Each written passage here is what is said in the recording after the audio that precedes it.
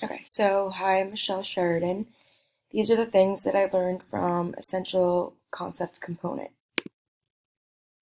So the different types of computers, I knew most of them, but I really wasn't sure of these main three. So the first one is all-in-one computers. I learned that it's a computer that has every component within the same case as the monitor. The mainframe computers, it's used by large organizations, so it's for critical applications like bulk data processing. The supercomputers are high level of performance. They're measured in floating point of operations per second instead of million instruction per second. The motherboard. I learned that there are six important hardware components that are connected to this. So the first one's central processing unit. The second one's random access memory, which I'll later talk about. The third one's hard disk drive. Fourth one's optical drive.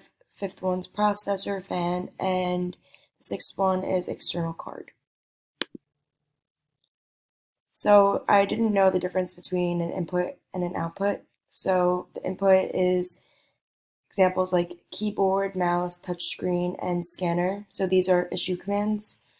And the output are monitors, printers, and speakers. So this shows the output.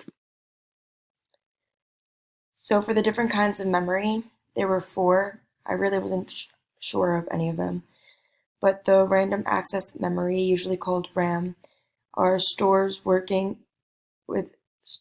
stores working with data and machine code. The second one, I don't know if it's cache memory. I'm not sure how to say that, but it's hardware software component that stores data so that future requests for the data can be served faster. The read-only memory. This is data stored in here cannot be electronically modified after the manufacture of the device. And lastly, complementary metal oxide semiconductor. It's a type of metal oxide semiconductor field effect transistor fabrication process that uses complementary and symmetrical pairs. For storage media, I really wasn't sure what optical storage devices were, but it's any storage method that uses a laser to store and retrieve data from the optical media. So in this case, it's CDs, DVDs, Blu-ray discs. Also, magnetic storage is one of the most affordable ways to store large amounts of data. Its commonly used devices included magnetic tape, floppy disks, and hard disk drives. For data communications, I really wasn't sure I don't know how to say if it's peripheral device, but it's used to put information into a computer while also take out the information. So examples include a mouse, keyboard, monitor, printer, and scanner.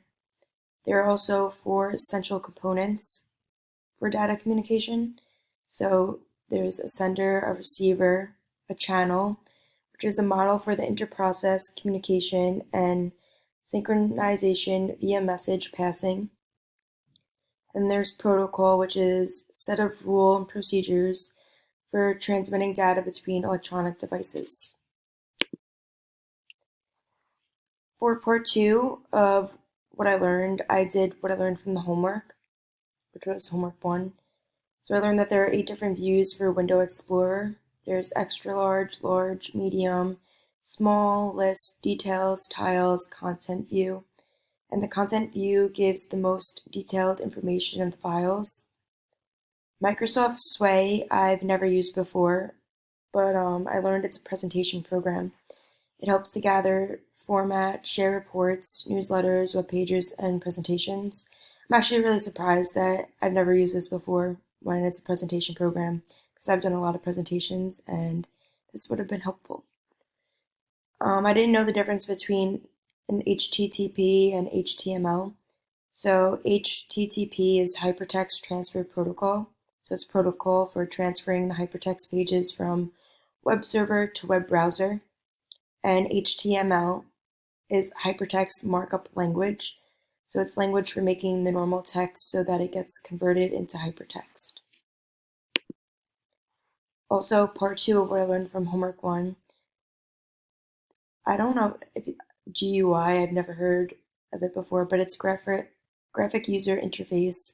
It's a form that allows users to interact with electronic devices through graphical icons and audio indicators such as primary notation instead of text-based user interfaces.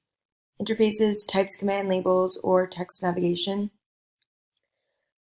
Also, access control matrix. It's an abstract, formal security model protection, state, and computer systems that characterizes the right of each subject with the respect of every object in the system. Lastly, I didn't know the difference between operating systems and application software, but I learned the operation system is a system software that works as the interface between the user and the hardware, while the application software is a program that performs specific tasks.